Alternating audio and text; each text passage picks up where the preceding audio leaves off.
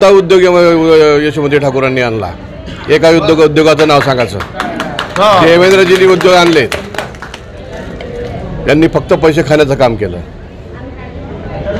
एकही उद्योगाने उद्योग त्यांनी काढला होता ना, डेअरी काढली होती, स्वतःच्या जवायला घेऊन सबसिडी खाऊन मोकळी झाली। हा काय विकास आहे? काय कोणता उद्योग हे केलं? तरुणासाठी काय केलं? एखादा नवीन पोरासाठी जे स्पर्धा परीक्षाला बसतात बिचारे, एखादं सेंटर तरी उघडलं का?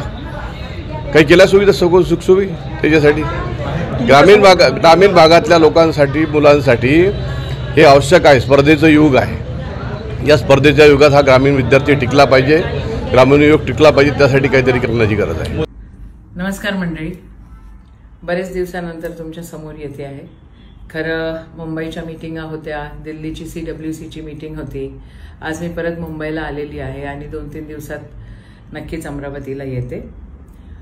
प्रवासाच्या दरम्यान काही व्हिडिओज बघायला मिळाले आणि आपल्या विरुद्ध जे कॉन्ट्रॅक्टर उभे होते त्यांचाही एक व्हिडिओ अतिशय गुरमटपणानं त्या ठिकाणी मी बघितला आणि लोक त्यांना हेच म्हणत होते की अरे यशोमतीताईंना पाडणारा माणूस।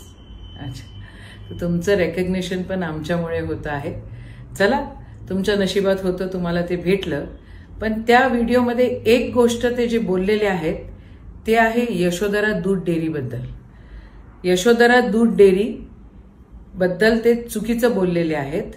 ते म्हटलेले आहेत की मी काहीच केलेलं नाही आणि मी कोणताच प्रोजेक्ट आणलेला नाही। जे काही केलेलं आहे ते देवेंद्रजींनी केलेलं आहे आणि यशोमती ठाकूरांनी जो काही डेअरी सुरू केलेली होती ती डेअरी म्हणे सबसिडी खाल्ली आणि ती बंद वगैरे केली, असं तसं। आता सरकार तुमचं आहे, मुख्यमंत्री तुमचा होणार आहे।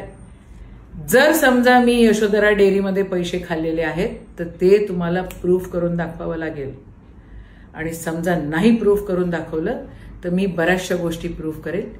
हे एक वॉर्निंग आहे। सरकार तुमचं, आमदार तुम्ही, मुख्यमंत्री तुमचा, अजून सगळं प्रधानमंत्री तुमचे। यशोमतीनी जर सरकारी जमीन कुठे घेतलेली असेल किंवा सरकारी पैसा कुठे वापरलेला असेल तर ते सिद्ध करून दाखवावे कॉन्ट्रॅक्टर साहेब। ते सिद्ध करून दाखवा, नाहीतर तोंडाला तुमच्या कुलूप लावा। शहाणपणा नाही मारायचा, हे नाही चालणार।